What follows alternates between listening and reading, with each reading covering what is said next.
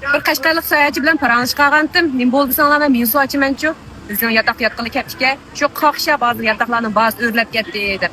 Men chaqchaq qilib buljilik qilgandan keyin shu hozir chimliqlarni to'rib yotgan bo'lganki, burunqidan yotolmaysizlar deb chaqchaq qilgan. Bu akamizmi rag'urus chaqchaq ko'tarib qo'ydi ekan.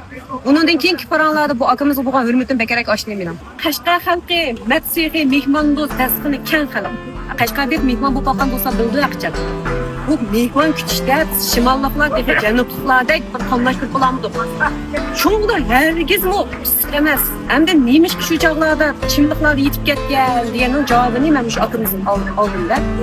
Bu yeşilchilik, keng yayloq degan Qashqar taraflarda oz uchraydigan. Ular necha ming kilometrni biz kelib, yana shu Qashqardagi boyataqni chekirib olmayli deb tabiatning qo'yniga cho'kish uchun chimliqlarni yetib, osmon qarab yulduzlarni sanab, işte bir orzusini amalga oshirish uchun keldik.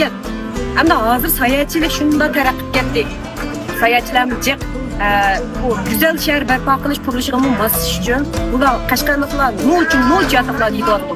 Sayohatchilik mening shahrimga taraqqiyot, iqtisod va ko'rsatmalar kelayotgan bo'lg'achqa, mayli qaysi shaharga mehmon bo'lsin, men cho'qim yutuvozlik qilmay, rangli ko'zoynak chiqarmay, eng samimiy holatda mehmonlarni kutyapman. Ham sizning shunday qilishingizni umid qilaman.